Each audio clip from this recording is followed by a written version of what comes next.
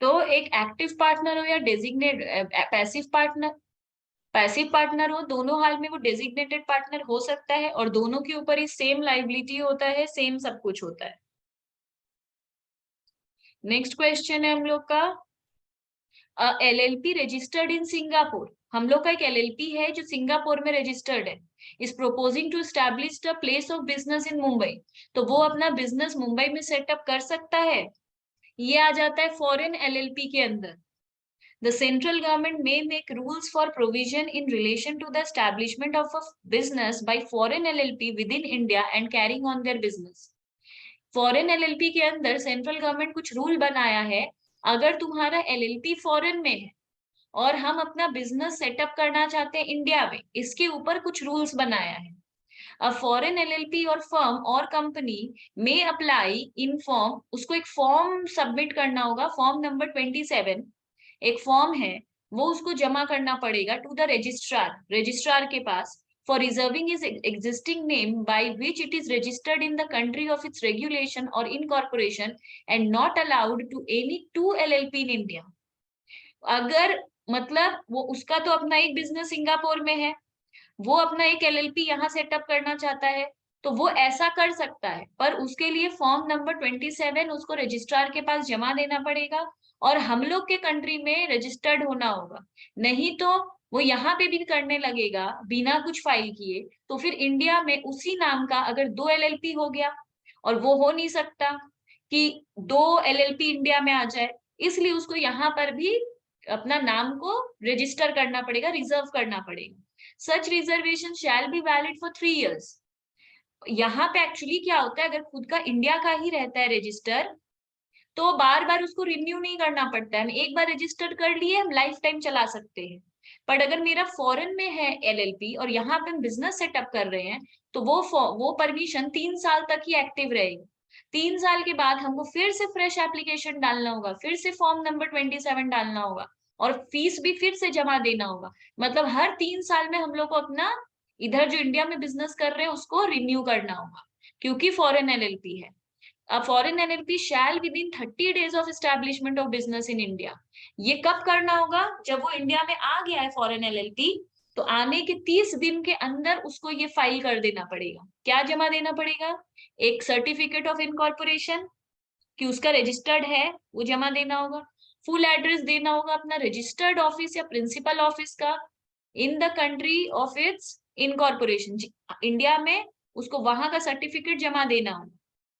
उसको अपने ऑफिस का, जो इंडिया में जो ऑफिस है उसका फुल एड्रेस देना होगा, और इंडिया में उसी को प्रिंसिपल ऑफिस मानेंगे।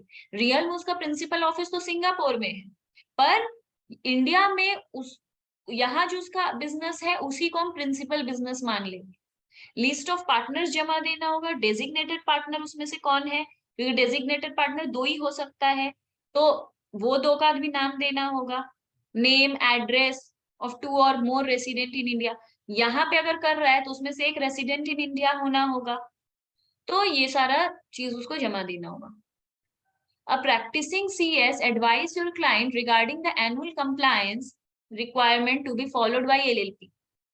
एक CS को एडवाइस करना है एनुअल कंप्लायंस के ऊपर, तो एनुअल कंप्लायंस के ऊपर हम बहुत सारा रूल लिखाए थे, अराउंड 6 पॉइंट, वो 6 पॉइंट के बारे में वो उसको बताएगा जो हम लिखवाए थे पूरा, कि कब हम लोग को फॉर्म 11 फाइल करना है, फॉर्म 8 फाइल करना है, ऑडिट कब रिक्वायर्ड है, इनकम टैक्स कब फाइल करना है, इनकम टैक्स कब ऑडिट करना है, CS से उसको कब सर्टिफाइड लेना है। मतलब जो एनुअल कंप्लायंस का लिस्ट है वो पूरा उसको वो CS बताएगा।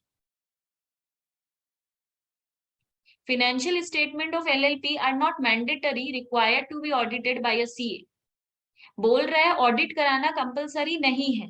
हाँ, ऑडिट कराना कंपलसरी नहीं है। ऑडिट कराना कब कंपलसरी है, जब टर्नओवर 40 लाख से ज्यादा हो और मेरा कंट्रीब्यूशन 25 लाख से ज्यादा हो, जो हम एनुअल कंप्लायंस का 3rd पॉइंट लिखा है। तो बेसिकली बोल रहा है कि मैंडेटरी नहीं है ऑडिट, पर तब रिक्वायर्ड है जब टर्नओवर 40 लाख से ज्यादा हो और कंट्रीब्यूशन 25 लाख से ज्यादा हो। Aryan and Aarav and LLP has a turnover of 45 lakh. ये एक LLP है और इसका टर्नओवर 45 लाख है, कंट्रीब्यूशन 30 लाख है। तो बताओ, is seeking your advice in the matter. State offences and penalties for non filing of financial statement. तो इसके ऊपर क्या पेनल्टी बैठेगा, मतलब ये क्या फाइल नहीं करेगा जो इसके ऊपर पेनल्टी बैठेगा। तो हम लोग एक बात पढ़े हैं कि जिसका भी टर्नओवर 40 लाख से ज्यादा होता है और कंट्रीब्यूशन 25 लाख से ज्यादा होता है, उसको ऑडिट कराना पड़ता है। अच्छा, ये पेनल्टी की, अच्छा नॉन फाइलिंग पेनल्टी के बारे में बोलना है। तो इसको फॉर्म 8 भरना होगा। फॉर्म 8 हम लोग कब भरते हैं, जब हम लोग स्टेटमेंट ऑफ अकाउंट्स करते हैं।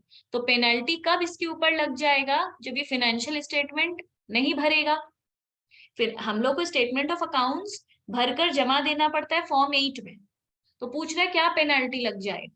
तो फॉर्म 8 अगर हम टाइम पे कब तक भर देना पड़ता है, इसमें डेट नहीं लिखा है, एग्जाम में लिखना पड़ेगा कि इसको 30 अक्टूबर तक फाइल कर देना था।